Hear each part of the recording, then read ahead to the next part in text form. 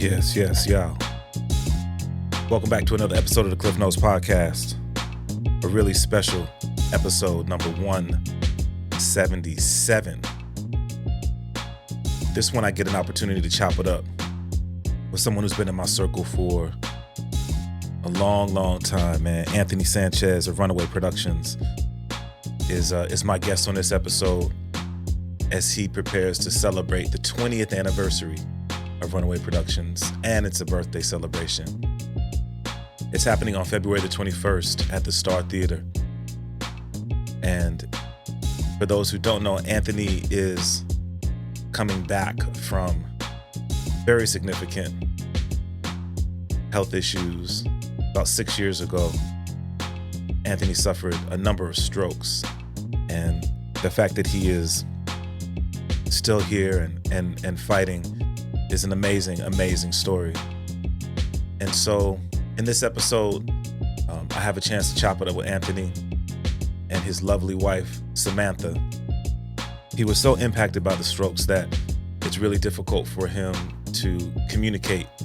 And so in this episode, you'll hear from Samantha as she works to help interpret some of the things that may be difficult to understand. I sent Anthony a series of questions ahead of time, so he was able to send answers to those as we get into a lot of the history of Runaway Productions and my history with them. As we talk about putting this show together and all of the individuals who are on the bill and people who have been on this journey with him. This episode is going to be released here on all of the audio channels that you're used to hearing the Klyph Notes podcast. I'm also releasing the video on YouTube at DJ Klyph. We worked to get subtitles in just so that people could really capture what Anthony was sharing. In the video, you'll also see another way that Anthony has been affected by the stroke is he has difficulty swallowing. And often throughout the video, you'll see he's using a towel to help him with that. But the significance, again, of him continuing to work back in partnership with Samantha to health, yet doing something that he's so passionate about, which is putting on shows. I really feel honored to just help tell part of his story on this very special episode 177 of the Klyph Notes podcast, featuring Anthony Sanchez. Pete.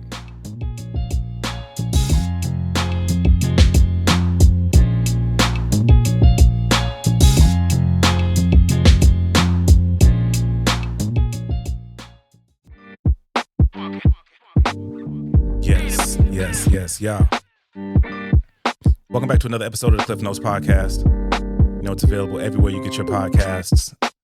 Apple Podcasts, Spotify, Amazon Music, iHeartRadio. Literally anywhere that you listen to your podcast, you can get this podcast, man.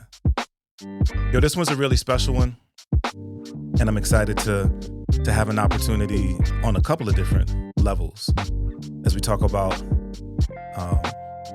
for my journey in doing this thing. This is someone who was really influential and who I've had a chance to rock with over a number of years as we prepare to celebrate the 20th anniversary of Runaway Productions with my guy, Anthony Sanchez.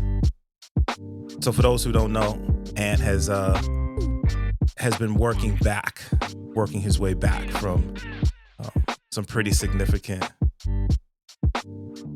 medical challenges, and he hasn't done it alone.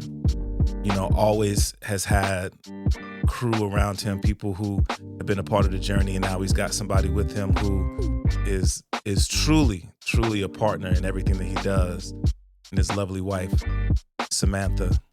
And they're both going to be joining me on this episode of the Klyph Notes podcast. And so for those who weren't aware, who haven't had a chance to chop it up with Ant since he's been back on the scene. His medical issues have really impacted his how he moves.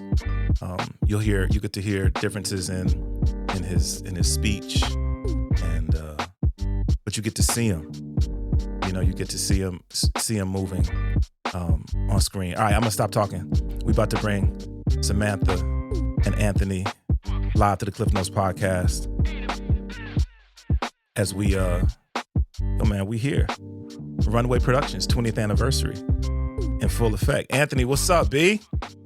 Hi, how are you? I'm good, bro. I'm good. Thank you so much for doing this. Samantha, how are you? I'm fantastic. Man, thank y'all so much for being on the podcast. So, as I was talking about in the intro, I had a chance to send you some questions, Anthony, for the podcast, which I normally don't do. Normally, I just be throwing stuff at people, bro. So, thank you for creating a new opportunity for the Klyph Notes podcast. So, Anthony sent me some answers to some of these questions, man. And as I was thinking about doing the interview, this is one of the questions that I was asking myself because I really didn't remember. Anthony, what is your recollection of like how we first connected, how we first started building together? So we laid out some of the answers to the questions. So I figured I'd read them so it'd be a lot easier to get through. Otherwise, translating his speech might be a little bit more difficult. Okay. So with the question, his answer is, I'm really not sure if I met you first through doing your radio show or hosting, but I knew you would be a great host for my events. No one had more knowledge on the local hip hop scene than you. Plus, it didn't hurt that you were a pretty nice dude. I knew as soon as I met you, you would be a great face to Runaway Productions. I was lucky you were into the idea. That's what's up, man. And it's funny too because I know that when we started building together, you were always kind enough to come on the radio show when I was on when Welcome to the Neighborhood was on KZME. So you would make the trip out to Gresham when we were out there, and had an opportunity to talk about all of the many shows that you were doing, which is always really cool for me, man. And I feel like at that time I was really getting into meeting a lot of the artists who you were building with, who you were doing shows with, and doing Runaway production shows were some of the first opportunities that I had a chance to get on stages and host events, man. So it's been, I appreciate your kind words. You know what I mean? Thank you so much, bro. I really appreciate that. With that, I was wondering, how did you even come up with the name Runaway Productions?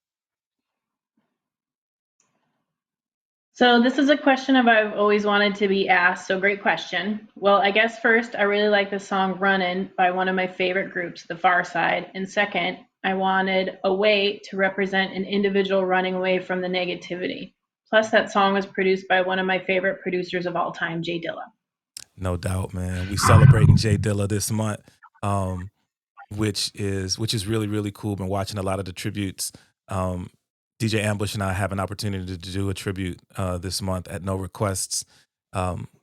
Nice. Yeah, man. Really excited to be able to do that. I do remember that one of the events that I had a chance to do with you was when Trey and Fat Lip and Latyrix, I think it was Latyrix, did a show in Portland. And Yes. yeah. And that was so dope to that might have been one of the first times that I got an opportunity. I know it was the first time I got an opportunity to meet Fat Lip. That was a good one. Yeah, it definitely was. It was a dope show, man. Had a chance to meet Latyrix that night as well. As in terms of doing shows, conversations that you and I would have, and then I would have with other folk, and I think that the 20th anniversary show that's happening this month is an example of that. Your shows have often, not always, but often been multi-genre. Why do multi-genre shows? Like, what was the thing that drove you to do that? In a way, I didn't choose representing several genres. The music chose me. I guess if someone asked me what my favorite music is, I would probably say hip hop, soul, and rock. Growing up in the 80s and 90s, I learned to love it all. No doubt, man. Again, it They're very definitely. eclectic shows, aren't they? Yeah, yes. Absolutely. Absolutely. But I also think that you influenced me in talking to other artists or individuals who wanted to put on shows, but artists as well, in terms of growing an audience, right? Because one of the things that I learned about what you did with Runaway Productions by doing these multi-genre shows is you were introducing audiences to artists that they may not have learned of otherwise, right? Because somebody said, "Oh, I don't listen to rap," but they would go to a Runaway production show and they'd get to see some amazing creatives on stage. And so, by you doing that, I think that you really helped a lot of these artists grow their audience, and really help grow the scene here in Portland, bro. Um, I I sort of moved from just hosting shows to starting to do a little bit of show promoting myself, which um, when Star Child, rest in peace, was alive, he used to tell me, "Man, Klyph, you ain't built for this." And I understand what he meant by that. But in doing what you have done for the last 20 years, man, which is amazing to think about. Um, for you, what was the hardest part of being a show promoter? I would say the hardest part for me was deciding which awesome groups or artists to have on a show. There's just so many amazing artists out there creating solid music. Yeah, yeah, I definitely agree, man. And going through the process of giving all of these different people platforms is really huge, bro. I wanna I want to sort of on that note, I want to skip down and ask you a question. I think I asked you this question. Hold on. No, I'm gonna stay. I'm gonna stay. I'm gonna stay on. I'm gonna stay on. I'm gonna stay on task, bro. That's um, okay. You can always ask him a question and I can always interpret for him. okay. If not enough I, out of I here. I just think the 20 years of doing shows in Portland is a huge deal, especially in Portland, especially with a lot of the shows um, that you have promoted and a lot of the artists that you did put on stages. I think I asked a question to you. Yeah, the ninth question. Are you able to see that? Are you able to see the impact that you've had on the Portland music scene? He says, I don't know about any impact, but I still have great friends from my years of booking music in and around PDX, and that goes for all genres. I just hope there is some babies that are named after me from some of the couples who may have met at one of my events. He said, I just wanted to say one last thing. I feel lucky and blessed that there is still so many amazing artists that are willing to work with me, as you can see by my lineup at the next show at the Star Theater on the 21st. No doubt, no doubt. And on that, man, I just want to throw this up here, man. This is the lineup for the event. Which again, these are artists who you have worked with over the years. Such a full roster. I know that it was said that it's almost more like a festival than a concert. But again, 20 years of doing this, man. That's a lot of, um, just a lot of people who have rock stages with you, man, all over the city of Portland. Um, the event is going down on the 21st of this month, February the 21st. Tickets are available right now. You can, if you go to the Star Theater's website, you can get tickets. Doors are at 8. Um, the lineup is nuts. The lineup is so dope, man. I have an opportunity to host this event for you. And once again, thank you for extending the opportunity for me to do that.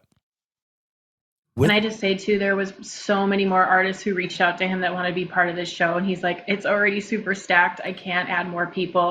I would love to, but it's amazing how many artists have reached out to him, being like, please put me on the show." It's pretty impressive, actually. No doubt. And let me ask you this then, with doing an event like this and having people um reaching out to you and wanting to be a part of the show. I did not ask you this question in ahead of time. Sorry, Anthony.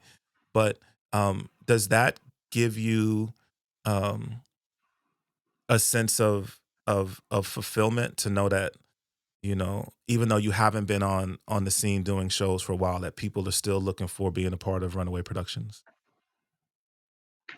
It makes me feel good. I maybe I just right. He's just saying that maybe you think you did things right. Yeah. He's saying that having so many people reach out to him makes him feel like he's doing the right thing. Yeah, no doubt, man. In 20 years, we've had a chance to see a lot of growth in Portland.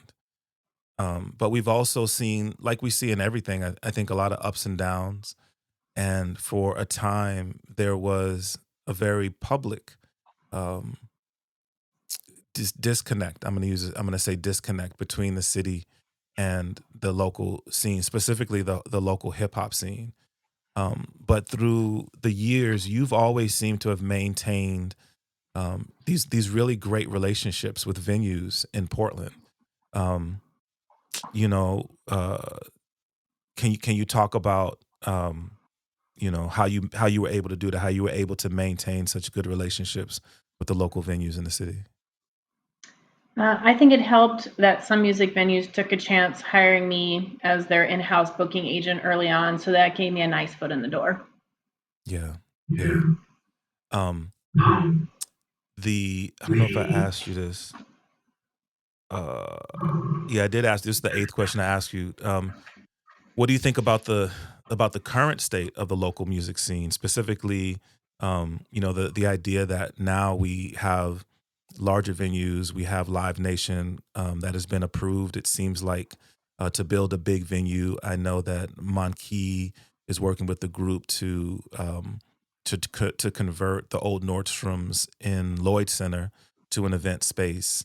What are your thoughts on that? Now we've got these Doug Fur is not where they were. I know that they're taking over the old restaurant that I can't think of the name of right now, Spot. So things are different now, larger venues in the city, and the challenges for maybe some of the smaller venues where you did a lot of the shows.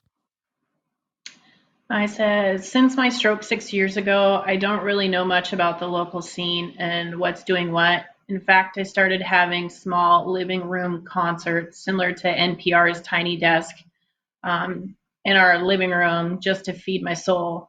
So I've gone in the opposite direction. I didn't really know too much about Live Nation. All I know is I miss Ash Street Saloon, Burbati's Pan, and the Satyricon, and many others that are no longer in our city. Yeah. So many dope shows at the Ash Street for sure, man. And I got to see a couple of shows at Satyricon before it closed, which was a really dope venue. And I don't know if you know the answer to this, Anthony, but you know, the radio show that I do now is on X-Ray FM, and X-Ray took their name from a venue in Portland called X-Ray Cafe, I think. And That was my old boss, Jay Shannon venue. That was my old boss, Trey Shannon's venue. that's so crazy, bro. That's so crazy. So again, just you having the history of the scene so much, man. It would be so great to, you know, to get your perspective on where we came from. I think that's really dope. So we're gonna have to do we're gonna do a part 2 to this for real. um One of the things that you did with Runaway Productions is you started a festival, like a whole hip hop festival. And I was wondering what prompted you to start the Northwest Hip Hop Fest? It says, starting the Northwest Hip Hop Festival came out of working with so many great acts that I wanted to give them a platform to showcase their artistry. There was just so many acts here in the Northwest that I was just trying to make another event to show them off. Which that you did, bro. Which that you absolutely did. I can remember doing shows at running back and forth between Kelly's Olympian and Ash Street. And I feel like, I don't remember if Dante's was a part of the festival, but you were like, man, we was all over the place, bro. That was such an amazing time to think about all of the folks who came through, local, as well as people who came through from outside of the Yeah, that region. was fun. Yeah, that was fun. Yeah, that was a lot of fun, bro. Do you happen to have any video of any of the shows that you did? No, Yeah. none. Yeah, no, none. So please, any of that, I would love to see them. Yeah, if there was any out there, I'd love to see them. Word up, man. And I actually made, bro. So Anthony, I going through just trying to clean up some stuff, and I have a hard drive that's just got a ton of stuff in it. It's actually got all of the early episodes of Welcome to the Neighborhood when I was at KZME. So it's got all of the times that you came through. And I'm actually gonna because those interviews, those shows are no longer available since KZME went away. So I'm gonna start releasing those. Yeah, I'd love to hear those. Yeah, I'm gonna start releasing those, man. I had to go through and edit some stuff, but I say that to say I'll have to see. I might actually have some video of some of the concerts that you did as a part of the Northwest Hip Hop Festival. So I'll let you know. Did you have a dream show that you wanted to put on, and were you successful in making it happen? I had many over the past 20 years, but I guess if I had to pick one, I would say when I got the opportunity to work with Rakim. In my eyes, Rakim is the Michael Jordan of hip hop, but I know I'm an old man now, so I'm sure a lot of young dudes would argue that statement, but it was definitely working with Rakim. No doubt, bro. I should have. I don't know where it is. I should have pulled it out to show you. So there's a picture of you, me, My G, and Rakim. And That's a good one. bruh, that was that show. So let me say this. Let me take a minute just to say thank you, because to me, Rakim is the greatest MC to ever grace a microphone. And Me too. yeah, right. And so thank you for giving me the opportunity to host that event. Thank you for giving me the opportunity to meet someone who was super, super humble. He tagged my, I brought my vinyl. He tagged it, had a chance to chop it up for a minute.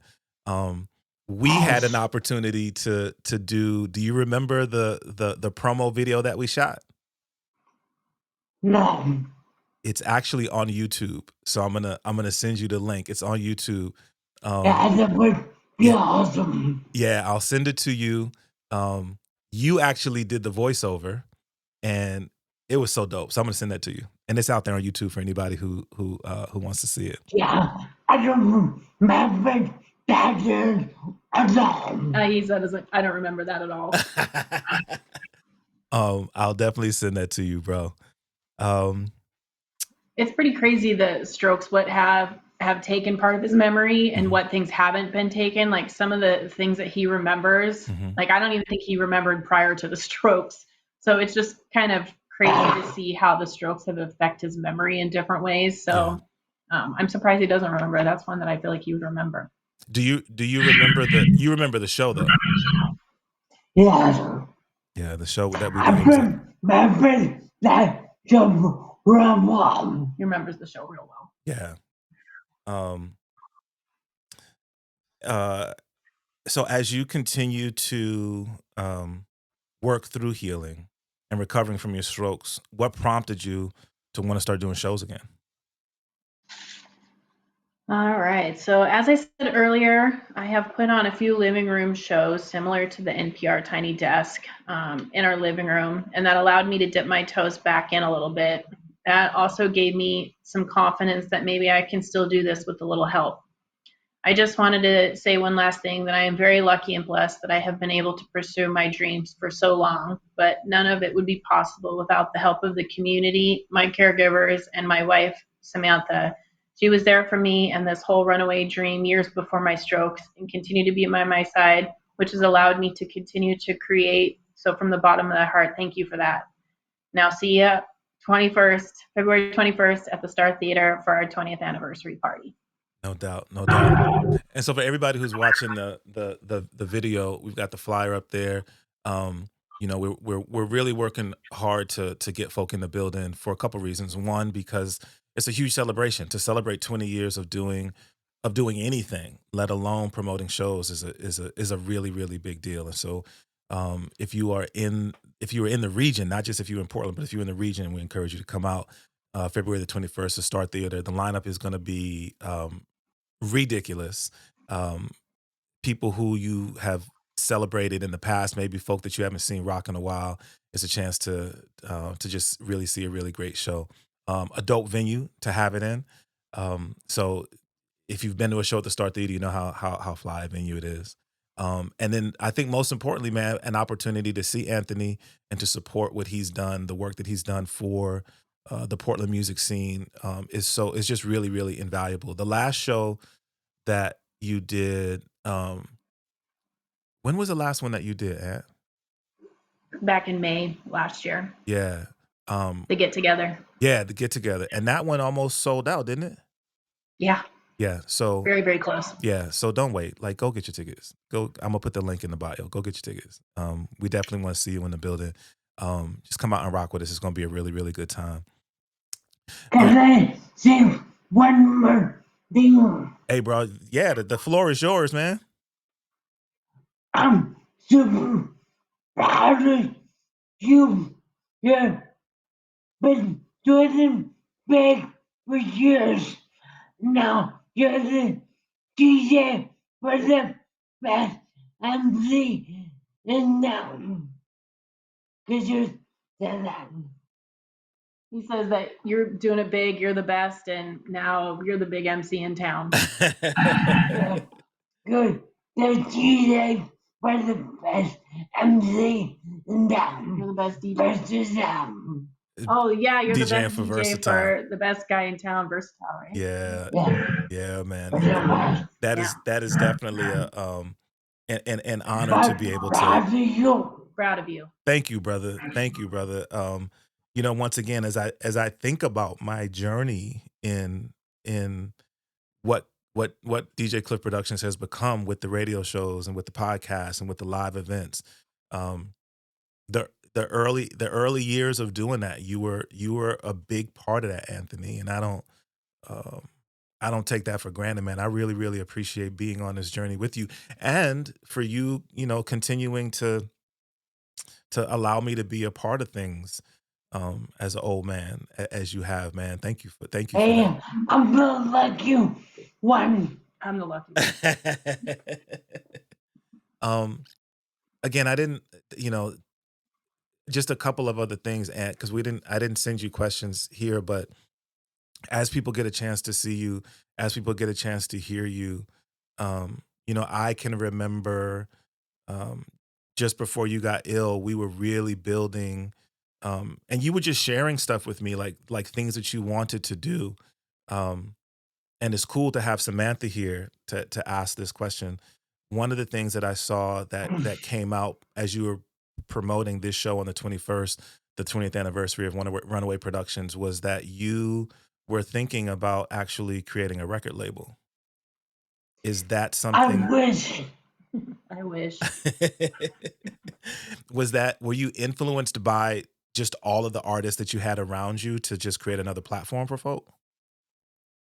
There's just so much awesome music that DJ Klyph and if I ask that I wanted to provide it. Yeah, he had the way to provide it. That's what he wanted to do. So yeah. You also mentioned doing the smaller concerts at the house, sort of the Live Nation feel for doing that, and I haven't had a chance to make it out to one yet, but have had a chance to see photos of cats who've come through, and is that something that you want to continue to do, or do you want to continue to do big shows? What's your thoughts on that? Well, probably a big couple more living room so that I think I'm done. Yeah, I think he's gonna have a few more living room shows, and then he thinks he might be close to being done. Gotcha. He says that now, but I know him. There'll probably be another show. Maybe not to this size, but there'll definitely, I think, be another show. But we'll definitely have some small living room ones that we'll invite people to. Well, I guess I'm done with just funny event as this guy. Yeah, he's just done with doing events at this scale. Yeah. It's taken a lot to put, like, for somebody who's never done this other than helping him, the amount of time and work he puts in, even prior to his strokes, is just the magnitude of the amount of time he spent. And even with all the help that he has with, our friends that are helping out, it's still so much work to put one of these on. It's a lot. It is a lot of work. So I think he's ready to take a little bit of a break for a minute. That's true. It is a massive undertaking, bro. For you to be able to do it to this degree, I think is it's a beautiful thing, man. So once again, I just want to encourage people, pull up February the 21st, Star Theater. It's the 20th anniversary of Runaway Productions. The lineup is bananas. And it's my birthday. And it's his birthday on the 24th, so it's also a birthday show. Oh, word. Okay.